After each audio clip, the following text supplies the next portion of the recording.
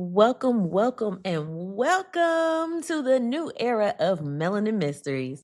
If you're new here, baby, I am so glad you pulled up, you grabbed a chair, and you decided to sit at my table. So, I'm going to have you go ahead, get comfortable, fix your plate, sip your drink, because I hope you stay a while and get into this tea that I spill every week. Oh, and I'm so sorry. Where are my manners? I am your host, Tiffany, but you can call me T, your favorite cousin that's going to be giving it to you straight, no chaser. Now, I'm going to give you a quick disclaimer for my newbies because I don't want nobody acting brand new later. This here podcast, I'm going to tell you up front. I'm going to cuss, I'm going to talk shit, and I'm going to tell you a story. This is not a documentary. This is true crime with attitude. Now, to my cousins, my day one, my people, how have y'all been? What y'all got planned for the summer? Because these kids, they about to be out of school, running up my light bill, eating up everything in sight. Like they got stock in groceries. Now mine are on a countdown, and me, I'm just looking forward to not having to get up at the crack of dawn dealing with transportation. School drop-offs be feeling like a part-time job sometimes. But anyway, let's go ahead and run through these announcements real quick because we got some motion going on.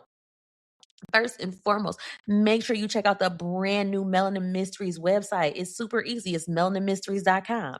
You can connect with me over there. You can send me case suggestions, and you can keep up with my weekly ish, and it's real heavy on the ish, crime and relationship blog. And most importantly, you can submit your 100% anonymous cousin confessions because y'all have been cutting up with these submissions. And please keep them coming because they have been too good. And speaking of my subscribers and the cousin confessions, it will be live on May 30th. I'm going to have a time for y'all next week, and I'm going to try and send out, and I'm going to start advertising it next week. I promise. I hope, if I don't forget. But just know, I hope y'all are ready because the time is going to be had. Now, next up, if you haven't gotten the memo, Love, Lies, and Alibis is coming back and it needs you. I am looking right now. I really need a single man and a married man because the ladies, they have already been outside sending me messages, and I see y'all and I thank y'all. I have gotten all the messages. I keep telling y'all it's grad season. I don't know if I'm coming or going some days, but I'm trying, and I'm not ignoring anybody. I'm going to do I'm just going to pick random names out of a hat, and that's how we're going to choose the contestants. But I ain't got no men. Men, I know y'all are out there. I need a single one and a married one. We have a conversation. So this is going to be a 3-part relationship panel, and we cannot do this without the men's perspective. So the first part is going to be the ladies. The second part is going to be the men. And the third part is going to be everybody together. So men, we need y'all. Hi, hit me up. And y'all can find me on Facebook, TikTok, and Instagram, all under Melanin Mysteries. You can hit the website, or you can send me an email at podcast@melaninmysteries.com if that is more your speed. Next up, Essence Fest for the 2-year anniversary with my Virgo boo Renee over at Melanin Mayhem. And honestly, that's enough right now because I got a lot going on. So before we get into this case, I need you to do me one quick favor, cousins. If you could leave me a 5-star review or even drop a comment if you already left your review, I thank you oh so much because it helps the show grow, and I appreciate y'all more than y'all could ever know. Now, all of that is out of the way, so let's get into what y'all came here for. If you've been here for a minute, you may be looking at that title like that sounds a little bit familiar, and you would be correct. This is a remaster of a case that we did, and this was actually one of our very first cases, and I have been wanting to come back and do it justice for a long, long time. So before you click off thinking I already heard this, I promise you did not, because this version is remastered, it's refreshed, and it is filled with so much that I missed the first time. So when I went back and pulled that original script, y'all, it was 10 pages. Like, I don't know how that episode wasn't like 10 minutes. Like, it's crazy. So it was, when I went through, I legit called myself pulling an old case because I'm like, it's a lot going on. It's grad season. People's on my nerves this last minute, and I'm stressed. And I'm like, well, it'll be easier if I pull an old case and just, no, I ended up doing the research pretty much all over again. So, like I said, all I can say is thank you, sweet Black Jesus, for growth, because I don't know how we did that. I don't know how we did that. But anyway, this right here is a case of a good man, Savannah, a man who was minding his Black-owned business and got caught up in some absolute bullshit. And the craziest part is I don't even know if this man knew why he died. And this is one of them cases where everybody in here cheating, everybody is lying, and everybody need their ass whooped. Yes, that's the type of vibe we going off today. And this is also a prime example of why you should mind the business that pays you. Now, before we fully jump in, we cannot forget this week's vibe check. This week's vibe check is Escape My Little Secret. And after you hear this story, I'm going to need y'all to come back and tell me if it passed the vibe check or not. So, cousins, let me tell y'all what happened.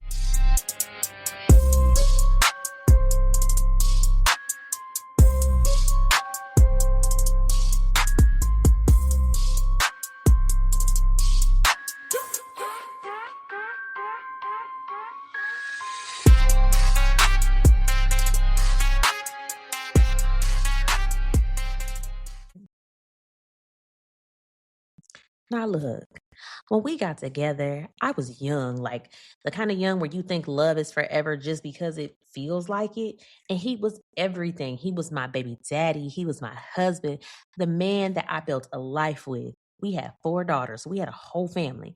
And let me be clear, he was a good man. He worked, he provided, he took care of us, and he had my back. He did everything right. And that's what makes this so messed up because he didn't even do anything wrong. I did. And somewhere along the way, I got restless and bored, and I started feeling like something was missing. And instead of fixing it, I stepped outside. At first, I didn't feel like it was really a big deal. It was just something small I could control. But I was so wrong because one decision turned into another, and then another. And then before I knew it, I couldn't stop. And now my husband is dead. This is a story that nobody plans for, but it's the one that I'm stuck with. Now, it is just after 2 a.m. on April 7th, 2021. Salahud-Din Shabbaz, is at home on the couch on the phone with his wife, Jackie, winding. Like I said, it's late. And then he hears a knock at the door. At 2 in the morning, I ain't answering shit. That's just me. But he's a man, so it's a little bit different. And Jackie immediately was like, she's on the same type of time. She's like, don't open that door. And Sal like, well, hell, who is it at the door? And so a man on the other side says Charles, but neither one of them know anybody named Charles. And then there's silence. And for whatever reason, Sal opens the door anyway. And the next thing Jackie hears is gunshots, more than one, back to back. And just like that, that phone call turned into the last time that she would ever hear her husband's voice. Now, let me tell y'all about Sal. Like I said, his name was Salahud-Din Shabbaz. He was born January 28th, 1982 in South Bend, Indiana to his parents, Muhammad Akbar Shabbaz and Martha Allen. Now, his daddy was Muslim, but his mama wasn't.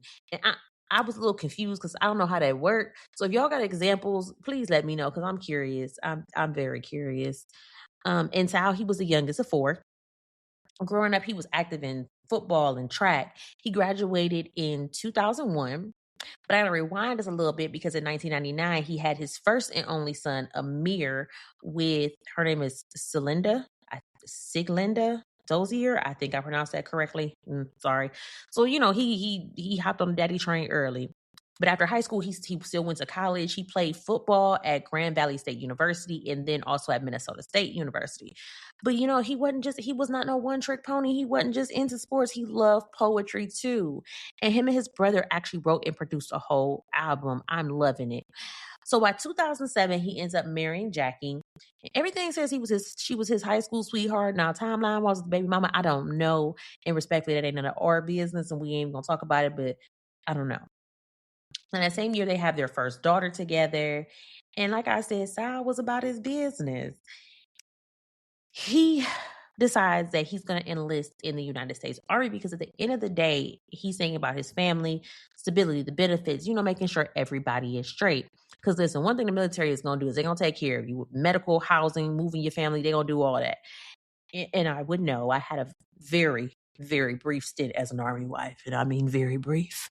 So the family relocates to Newport News, Virginia, and almost immediately Sal gets deployed to Afghanistan, and he ends up doing 2 tours before finishing up his service in 2012, and he didn't want to re-enlist, and I can't say I blame him. And they stay right there in Newport News. And by the time we get to 2021, Sal and Jackie now have 4 daughters together. Okay, so by the time we get to 2021, Sal and Jackie have 4 daughters together. And Sal is working in factories. He's driving forklifts, doing what he's supposed to do.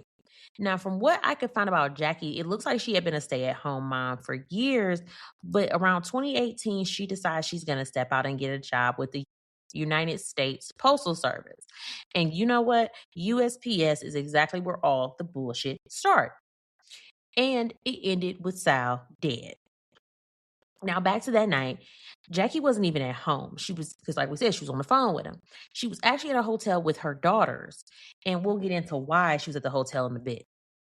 So she hears gunshots, and immediately she hangs up. She calls 911, and she tells them exactly what she's heard. Like, look, my husband has been shot. We were on the phone. All I know was somebody knocked on the door, said the name was Charles. Next thing I know, my husband had answered the door, and now I heard gunshots. I don't know what's going on. I need somebody at my house now. While she's doing all this, I'm sure she's simultaneously hopping in the car and heading back to her house. But the police, they actually beat her there. And when they got there, they get to the door and they're trying to open it, but it's something blocking the door. So they go ahead and they push in, and there's Sal's body basically laid out in a pool of blood right in front of the door. He had been shot twice in the head. He had been shot in the torso. And they found shell casings on the floor. His phone was not far from him. And unfortunately, he was dead upon arrival. Now, Jackie pulls up, and they have to give her the unfortunate news that her husband is dead. And she has to now call his mother and let her know as well. But the police still need answers, and they need to know who did this. And of course, the first person they need to talk to is his wife, Jackie. And for context, her full name is Jacqueline, but I'm not going to call her Jacqueline the whole episode. It's just a mouthful, so we're going to call her Jackie. So Jackie does not hesitate, and she gives him a name. She drops it like it's a hot potato. Tashara Jackson. Now, to tell this story properly, we got to go back. This, like I said, this all started back in 2018 when Jackie gets a job at USPS. And just like, anywhere you work, there's always somebody you don't like. And that somebody that Jackie didn't like, it was Tashara Jackson. And this is where shit goes left.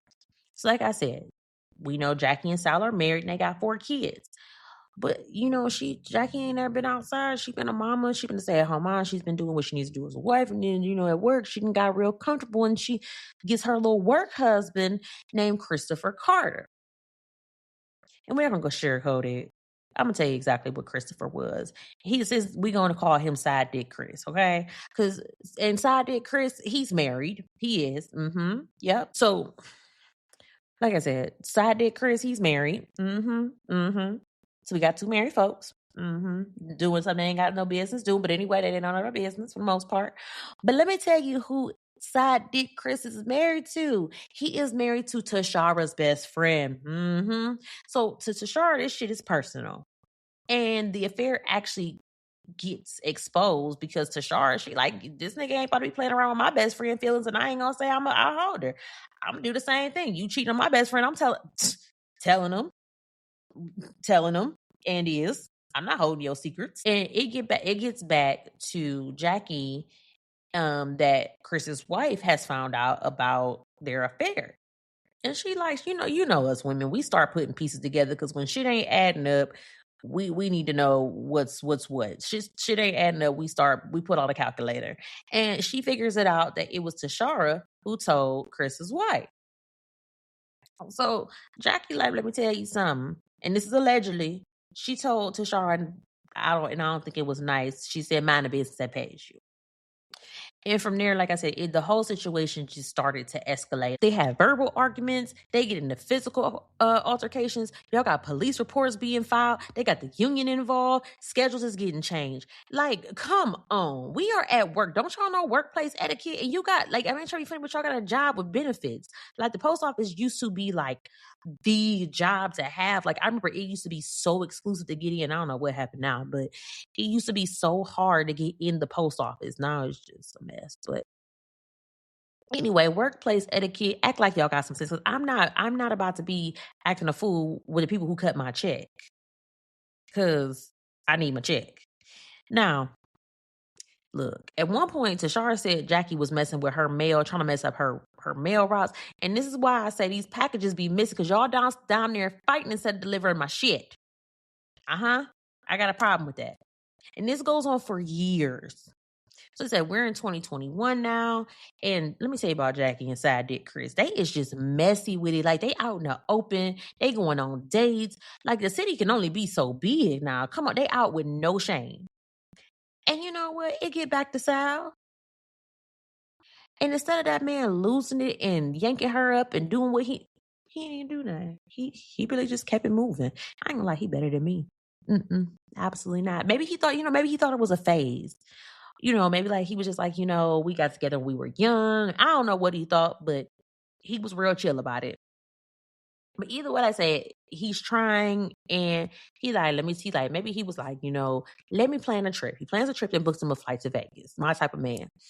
And maybe he's like, we need to try and get our marriage back on track. Like, let's, get away, try and get things together, fix this marriage. Cool. Jackie like, all right, bet. We gonna take this little trip. Now, I don't know what she was thinking. I don't know if she was just thinking she about to get a free trip about the deal, but whatever. So, before you go on a trip, you got to do your pre-vacation errands. And them errands be more expensive than the vacation itself sometimes. So Jackie goes to the nail salon because you got to make sure your nails and toes is done before you outside. So as she's at the nail salon, she's leaving out. Tashara is walking in. And every time these bitches see each other, they got beef. Beef here, like, come on. Like, and these women are grown. Tashara's in her late 20s. Jackie's in her, believe me and Jackie are the same age. So in 2021, I was 35? Girl, let it go. Let it go. And Tashara, I don't even know why you got beef with this girl. That's your best friend's husband. That ain't your husband. Why you got beef with the girl? You said your piece. Let the shit go. But anyway, they bicker and take it back and forth. Jackie takes it a step further, though. She goes outside and she slashes Tashara's tires. And then goes home and packs for Vegas. Doing too much. That's vandalism. Just saying. Y'all done already had police reports filed. Like, come on now. So she gets home. She's packing for Vegas. And she gets on the phone with Side Dick Chris. And this shit is crazy because Side Dick Chris gonna tell her, look, I don't know how it happened, but Tashara somehow got your address. And this is why you don't be talking to all these people at work. You go there, you do your job, you come home. I don't know. I work. I can't even say that because I work by myself. I don't like people. I work at home by myself. I work for me. I don't have this problem anymore. But I always had this thing about like workplace friendships. And I don't know, white people be messy to me. That's just me. It just seems like anytime something go, I don't know. So I don't deal with I never was good with workplace friendships. I learned my lesson with that very early on. Don't recommend it. But anyway, so like I said, Chris is like, well, it ain't no big deal. She ain't gonna do nothing with your address. But sir, was he wrong? So anyway, sir, I need you to be quiet. Like he gives off very messy bitch vibes. Like he seemed like he give off gossip and shit. I don't like it. But anyway, okay. So we'll get into that a little bit later. So Sal and Jackie, they go ahead and go to Vegas, and Sal is trying to be romantic and all that good stuff. And what's Jackie over here doing? This bitch over here sneaking off, still talking to Texas Side Dick's Chris. Baby, you on vacation with your husband. Like, she was deep off in that shit. Like, just deep off in it.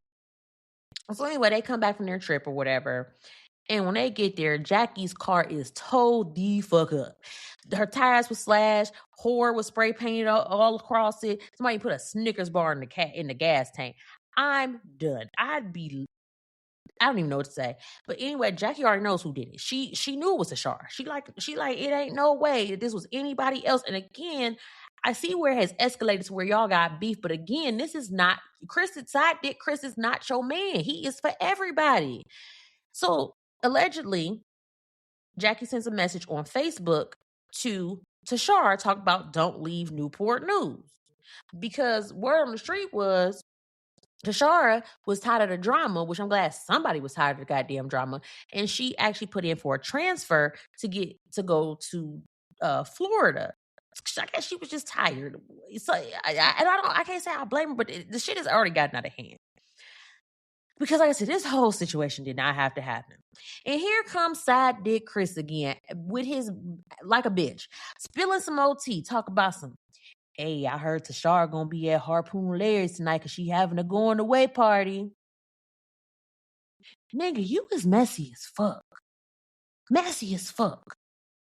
And she was Tashar was supposed to be like leaving the very next day. She's trying to remove herself. Situation that already got on her head. Now she ain't have to go vandalize that lady car, but at this point, they done took the gloves off. It's chaos everywhere. And I guess she figured she's gonna get her last little hurrah before she left. I don't condone it. I ain't fucking up nobody's shit because I don't like karma. Karma be spinning the block too fast for me, and I don't want no parts. So, Jackie, like, you know what? I'm gonna pull up on this bitch. And she like, Sal, let's go. We riding. And Sal, being the down ass nigga that he is, he riding for his wife. I wouldn't have. But I'd be like, no, bitch, you on your own with that one. Like, why don't you call side dick Chris and why don't y'all go ride down there? But again, Sal is a good man. He riding for his wife. He said, he ain't for all that shit. He going with it. So they pull up and they said before Tashar could even get out the car, Jackie was on her ass. Like they said Tashar was about to get her baby out the back seat because Tashar was there with her best. I don't know if he was her best friend, but it was her friend Steven. His name was Steven Hatchett. He was with her. Steven get out because he like, hold on a minute. Like, I don't know, maybe he was about to pull them apart. And he said Sal was like, let them fight. And he said Sal was standing there with a taser, making sure wasn't nobody about to jump in. He said, y'all ain't about to jump my wife. Not on my watch. She might not be shit, but she might ain't shit, bitch. Okay, that's what Sal said.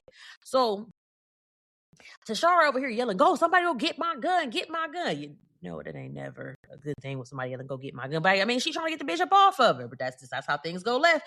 But the fight lasts maybe a minute or two. Jackie and Sal, they skirt off, get back to the house, and she didn't feel comfortable staying at her house because now she knows that Tashara has her address. She didn't just put up on this girl. They done got into it. She knows that Tashara knows where she lives. The girl might pull up and do something. She was already talking about hollering, talking about go get my gun. She might come to the house and shoot it up. She ain't want them problems. I get it. But again, pull up with that lady was unnecessary. Like I said, this thing is full of freaking drama. So Jackie was like, look, let's go to a hotel. Let's take the kids. Let's go to a hotel. I don't want to be here in case she comes. Now, because she knew she was leaving the next day, and more than likely she's like, okay, after she leaves, we should be in the clear. And Basad was like, you know what? I'm not leaving my house. He like, ain't nobody would run me up out of my shit. And being a good man that Sally is, he goes with Jackie and the girls, and he gets them settled, and he stays for a while. He been drinking a little bit from some reports that I've seen. I can't be mad at him. He was probably stressed. I mean, shit, the man wife cheating on him. Side dick Chris over here. Then you had to ride with the girl to go beat up a bitch. Now you think the bitch, like, it's just a lot. I ain't mad at him. He needed a drink. I ain't mad at him at all. So it's late night. Like I said, it's after midnight because some of the reports are conflicting about what time he actually came home. But let's say he's on the phone with Jackie. Now, some reports said that his phone had actually died and he had got off the phone with Jackie for a second and he had fell asleep for a minute. But then some reports said that they were just on the phone straight through the night up until the murder. Now, the only thing that really matters here is they were on the phone when he heard that knock, when he heard Charles and then the gunshots. So now Jackie done ran the whole police through the entire history. Like, this girl gave them a full docuseries on the spot. And I would have been petty if it was me, because I would have charged her for assault right then and there. Like, bitch, you gonna pay for something here. Me, I said it, you're gonna pay for something, because it's just a whole lot. So technically, they listen, they're like, okay, cool. But wait, hold on a second. You said a man came to the door. So they're like, wait a minute. We need to look into this Tashara situation, but we need to figure out who the hell is Charles. And before we keep going, because I'm going to talk about this girl a whole lot, which there's not much to tell about her that we know, but we're going to go ahead and introduce Tashara. Tashara Jackson was born July 27th, 1991. She had the same birthday as my best. She was from Jacksonville, Florida. She was a single mama. I don't know how many kids she had, but she had kids. So that's all we need to know. She had kids. And here's the thing. This girl didn't have not nail one criminal record. Nothing. She ain't had no criminal record. So, I mean, I guess she didn't get caught up on none of them. The police reports filed, I guess charges were never actually filed because there was no actual police record. Now, in the meantime, they get Sal's autopsy back. And like I said, he had been shot 4 times. And 3 of those 4 shots, they said, were fatal. And he had been shot with a .380. Now, Sal's funeral was held on April 17th, 2021, and they buried him back home in South Bend, Indiana. Now, the police are working. So Detective Kayla Griffin with the Newport News Police Department, she was like, all right, we about to go ahead and get this thing rolling. She gets a subpoena for Tashara's phone records. And off rip, let me tell you what this girl did. The day of the murder, she didn't change the phone number. Oh, that don't look suspicious at all. So that don't mean nothing to the police, baby. After they got your phone records, they going to see everything. Maybe she was trying for a fresh start. I don't know what the girl was doing, but I'm just saying it didn't make no damn difference to the police. Now, they see she's been in constant contact with 2 phone numbers that were leading up to the time of the murder and after. So they, start mapping out her phone, and they're like, you was in the area of Jackie and Sal's house the same day Jackie said her car was vandalized. And you was there on the day of the murder. Interesting. Few miles away. Interesting. So, we started making some calls. So they call the very first number, and it leads them to her friend Steven. So that was the same Steven from the parking lot that night. Now, this man, he had a job at the shipyard because this is Virginia. It's on the water. He on his way to work, probably another day minding his business. He gets to work. He's like, my badge ain't working. And here come the security officers escorting him straight to HR. I know that man was probably like, what the fuck? Am I about to get fired? No, sir. Unfortunately, you're not about to get fired, but there are homicide detectives waiting on you talking about, or something about a murder. He like, look, excuse me? It's a Monday morning. I'm just trying to get to my job. And then he's like, who got murdered? And they tell him it was Jackie's husband, Sal. And that man said he was like shocked. He was like just shocked. But he cooperates. He tells him everything about the drama, the fight that happened at Harpoon Larry's, and how after the fight, Tashara didn't even want to go in anymore. And I don't blame you. Like, I don't know. They ain't say who won the fight, but shoot, you out there tussling, your hair probably messed up, you probably dressed up, had makeup and stuff on. Don't nobody want to be entered. You know what I'm saying? You don't want to be bothered after that. You just want to go home. But Tashara said, people were expecting her because she was leaving for the very next day, and so she stayed.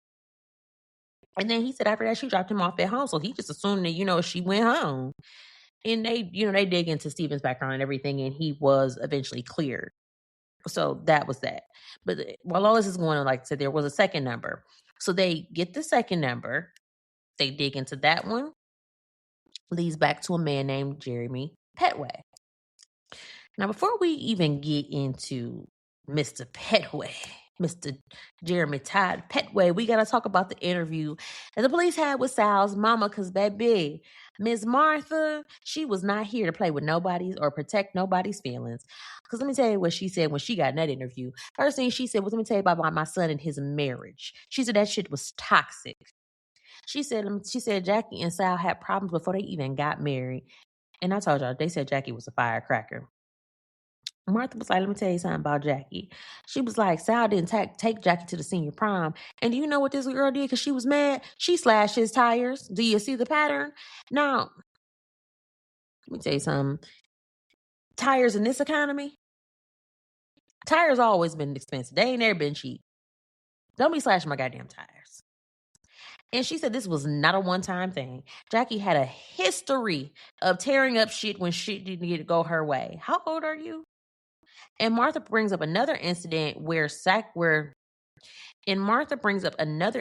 said Jackie had gathered up all of Sal's clothes, put them in a pile, and poured bleach all over them.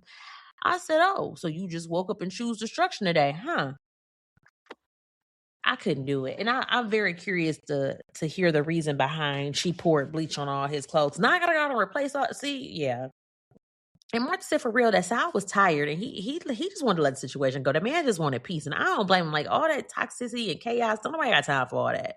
But he stayed. Like, and honestly, Martha was the one telling him to stay. Like, you gotta be the man in the situation. You gotta be there for your daughters. And he stayed. He stayed. But I'm a very firm believer in you can't stay for the kids because the toxicity is going to end up leaking out into your kids. If you're not happy, your kids aren't going to be happy. I'd rather you be single and whole and healed and in therapy than, chaos. Like that's all that does is bring chaos to your kids. And that makes them think that chaos is normal. But whatever, that's just my opinion. Now, on to the next part. Now, it did come out that Sal had a $156,000 life insurance policy and Jackie was the beneficiary. So they side-eyed her. And I ain't saying she did nothing. They wasn't saying she did nothing, but they are saying that they're not ruling everybody out. And at this point, they shouldn't have.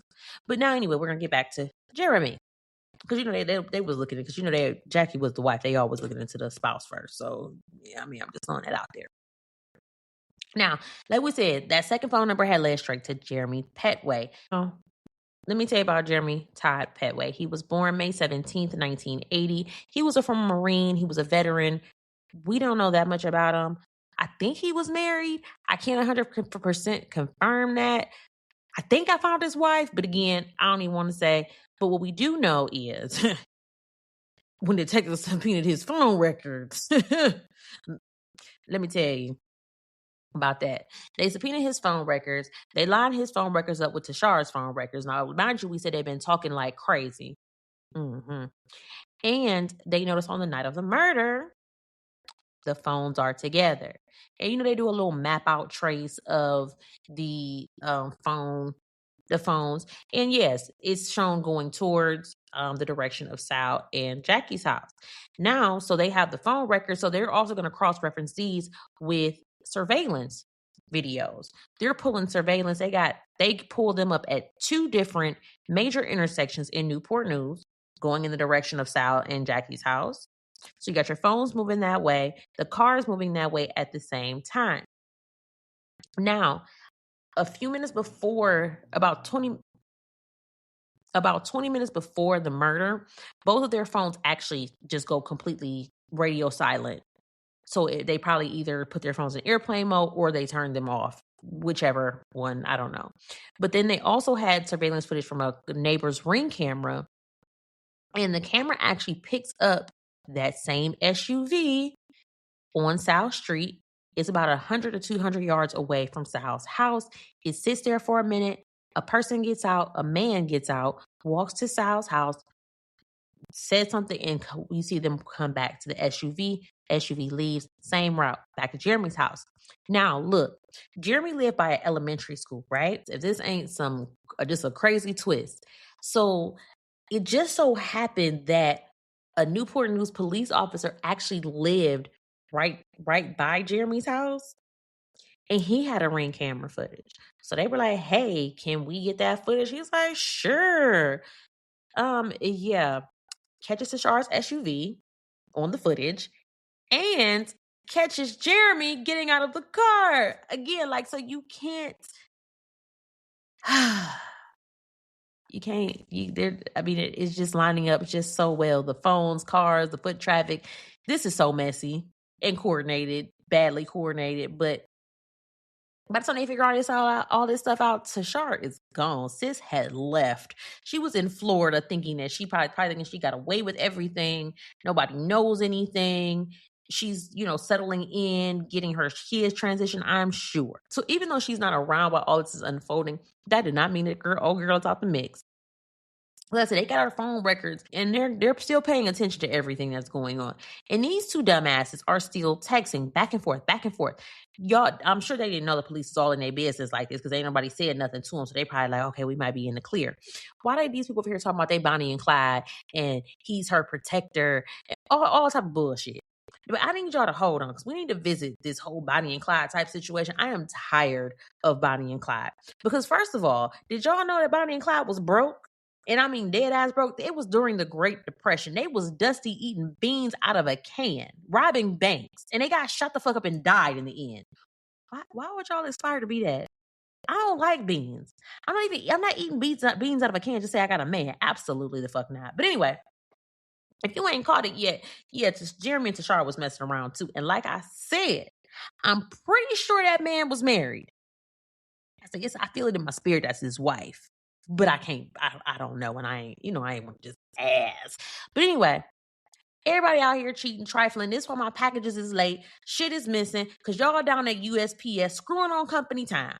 Now, in these text messages, like I said, Tashara and Jeremy, they are just going in back and forth, back and forth, back and forth. They in a little love affair. I guess they was going to do a little shit long distance. Y'all, anyway. In one of these text messages, he tells her to make sure that she's deleting the text messages, I guess, for the simple fact that they didn't want police to see them. Y'all must not watch no type of true crime shows. Google, very simple information to find out. Because, sir, they already have them. They really not the sharpest knives in the drawer. I promise they can't be. Now, while they're over here texting like idiots, police, they go ahead and get a warrant. And on April 21st, 2021, they go ahead and search Jeremy's house and his car. And guess what? They don't find shit. They don't find shit. But that does not mean that they're not watching because they're still pulling phone records, updating. And let me tell you again, I said they're not the brightest bulbs in the box. Jeremy fucked up. He texts Tashara like, hey, babe, they raided my house. They ain't find nothing because I gave my gun to a friend. Sir. The self-snitching be out of control. So police like, bet.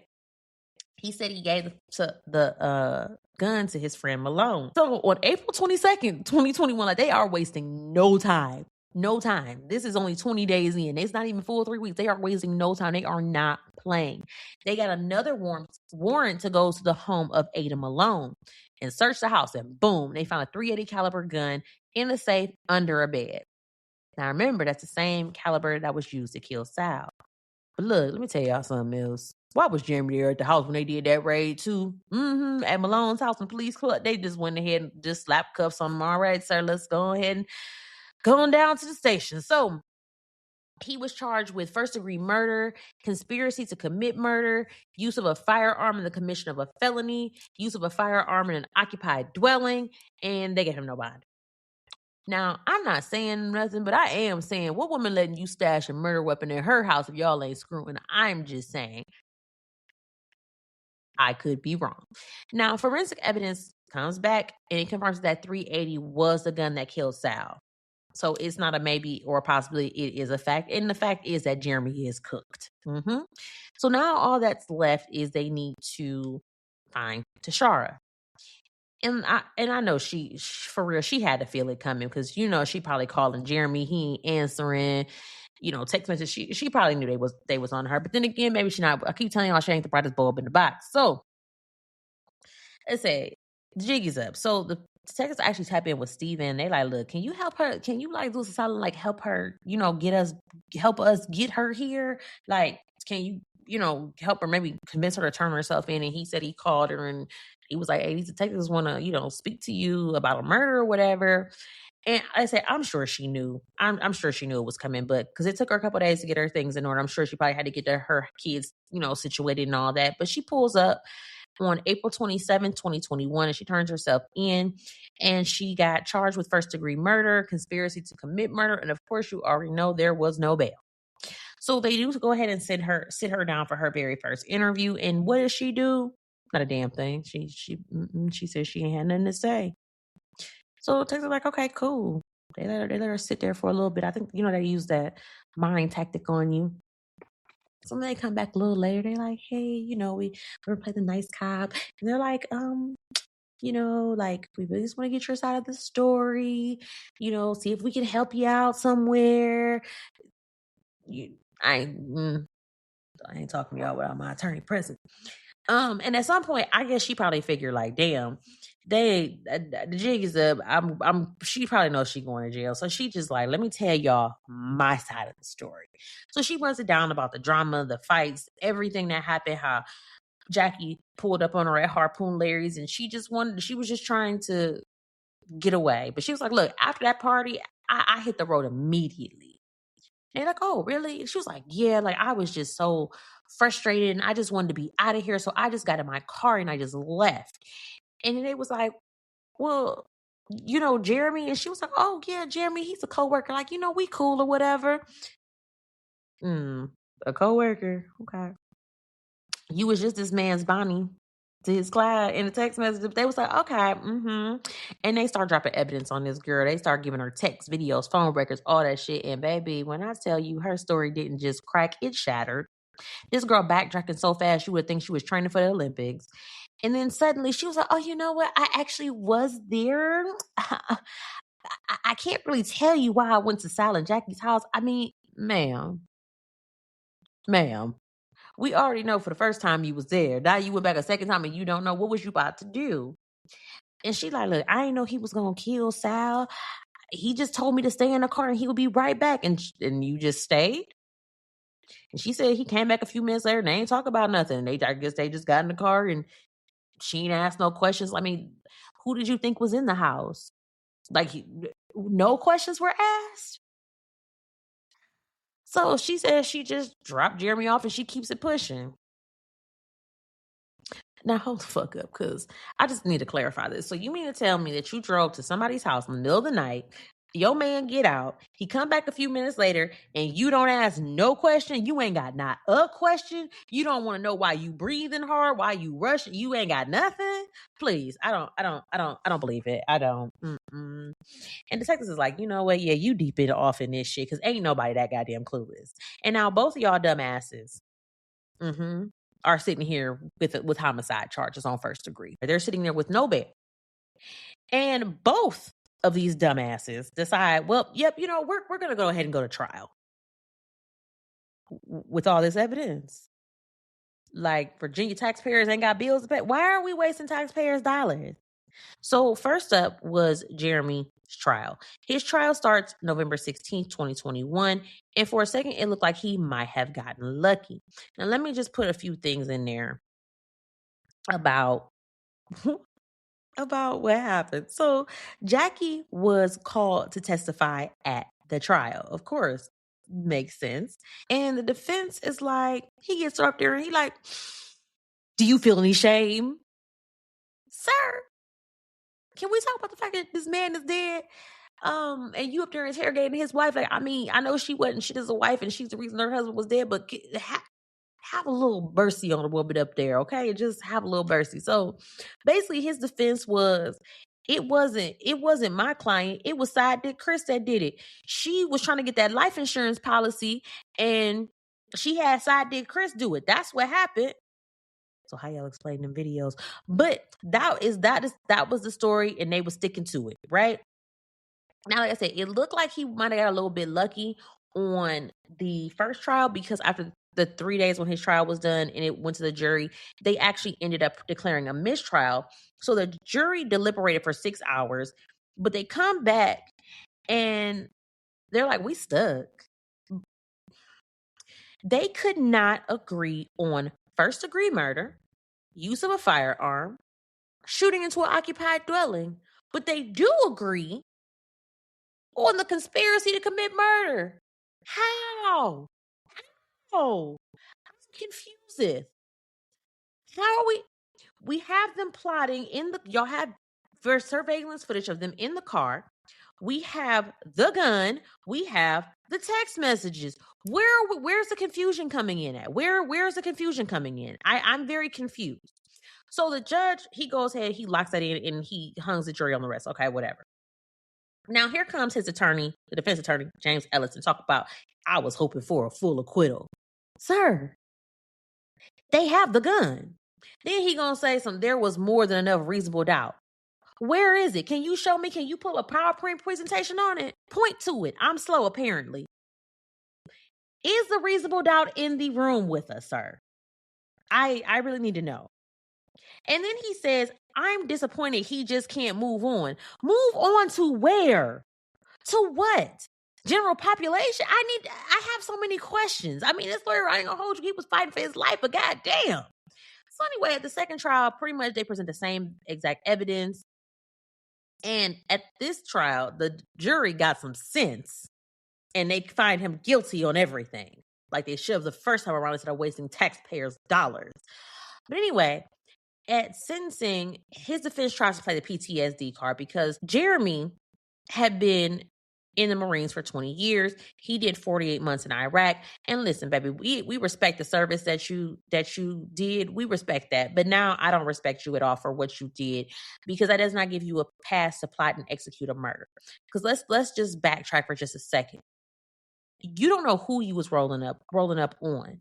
You don't know who could have answered that door. You don't know what if it was Jackie, you were just going to shoot a woman point blank for why? This ain't even your beef. This is your bitch's beef over a man that you ain't like. This is a beef that your woman got over a nigga that ain't even hers. And you nigga, you doing the same shit, because if I'm correct and you're married, you're cheating too. So what makes you better than side dick Chris or Jackie? The hypocrisy. I can't take it. If he ain't married, I still can't take it, because you ain't had no business rolling up on nobody. The whole situation had absolutely nothing to do with you. Nothing at all. Nothing to do with you. Nothing. You ain't have a bone in this fight. I don't understand why you implemented yourself in female problems. This be the problem. Stay out of females' business. You about as messy as your side dick Chris. So anyway, I say Jackie, she's talking about, on her victim impact statement about how Sal, their daughters, how they miss him, and, they miss him cooking breakfast on Saturdays. Ma'am, I feel for you, but at the same time, this could have all been avoided. You could have just left. And I can't, you know what? The guilt probably has to eat her up. So we ain't even gonna deal with her too much, because I'm sure that guilt has to eat her up every time she look at her daughter's faces. But anyway, do y'all know the audacity of this defense attorney? He says that this is, quote, an affront to the victim. No, this whole situation is an affront to Sal. I'm tired. This is just nonsense. But anyway, okay, we're going to get off of Jeremy and move on to Tashar's trial. Now, her trial starts February 22nd, 2022. And when I tell you them angel numbers, they didn't save her. The angels turned their back and they said, no, we ain't helping you today. So the defense tried to say that Jackie set this whole thing up for, that $156,000 insurance policy so she could run off with side dick Chris. That's cute. Maybe that evidence was just too much. So her trial was actually done in 2 days. I guess they wanted to just go ahead and wrap this up. And they were like, the jury was like, yeah, we've heard enough of this foolishness. On February 24th, 2022, after just 1 hour, they found her guilty across the board. She got first-degree murder and conspiracy to commit murder. And then Judge Gary Mills came in like, yeah, I ain't playing with you. Zero doubt. Absolutely none. That was a direct quote. He said it was the strongest circumstantial case that he's seen in 19 years. Where is the circumstantial evidence? We have a gun. We have text messages. What are y'all talking about? Circumstantial evidence where? It's physical evidence. We have a gun. We have shell casings. We have surveillance. Where is the circumstantial evidence in the room with us as well? I have questions and or concern. Anyway, this man looked Tashara in the eye and said, quote, you caused this. There is no way Jerry would have done this if not for you. I would have felt small as a mouse. Oh, gosh. Now, notice, neither of them took the stand in their own defense. And honestly, that's probably the only smart thing that they did this entire case, because opening their mouth would have just made it worse. Now, during sentencing, the prosecutor, Andrea Booten, said, and I love her. She said, let's cut the shit. I want 35 to 40 years, but I am willing to go higher on that time if the family wants it. I love her for that, because she said it was cold, calculated, and egregious, and she was right. Now the defense comes in talking about what about 23 to 39 years, because that's what the statutes say. For a first degree murder, Virginia, we need to talk. First degree murder, 23 to 39 years. What happened to life? What happened to life with no parole? What happened to the death penalty? So Sal's family, they get up and they speak. His mother, Martha, the poor woman, she said that was her baby. She said that she missed their daily calls, and she said some morning she couldn't even function. And she asked for life without parole. I'm with mama. I'm with mama. And his sister Aisha, she said the same thing. They want a life with no parole. I'm with both of them. I agree. But what they ended up getting, both of them, was 39 years. Y'all got matching sentences. And to me, that's not enough. I mean, they both not walking for any time soon, but to me, that's not enough. That man was literally had nothing to do with it, and that pisses me off so much. So they both do file appeals, and both of them got denied. And honestly, I'm not even about to go sit here and bore y'all with all the excuses as to why their appeal should have been approved, because we don't care. I don't. Don't care at all. And Tashara, she is being housed at the Fluvanna Correctional Center. She is 35 years old currently, and her release date is July 23rd, 2059. Golly, I wonder if we'll even still be around then with how things is going. And that'll be right before her 68th birthday. Now, Jeremy is over at Nottoway Correctional Facility. He is 45 years old. His release date is May 29th, 2053. I don't know why she has an extra 6 years, but that's what their thingy said. Their profiles on the Virginia Department of Corrections says. Now, look, so y'all want to be Bonnie and Clyde. Congratulations. Y'all got y'all matching sentences. Y'all didn't die together, but y'all rode together. So before we go, I honestly need to hear y'all's opinion on this case. It has been, I missed so much information the very first time. And I had been really wanting to redo this case since last year. But it just didn't happen like that. So I need to hear what y'all think. This case for some reason has, no matter how far we came, Sal's case always stuck with me, and I don't know why. Like, he really was a good man. Like, I think it bothered me so bad because the man literally did nothing wrong. He was at his house, lounging on his couch, minding his business, your wife outside, being a hoe, and you end up losing your life behind it. And then I'm over here still having attitude because I'm waiting on a package from April 2nd that still has not been here because y'all assholes down at USPS can't seem to keep your shit together. Can y'all please deliver my package and stop screwing and fucking around? Okay, I'm sorry.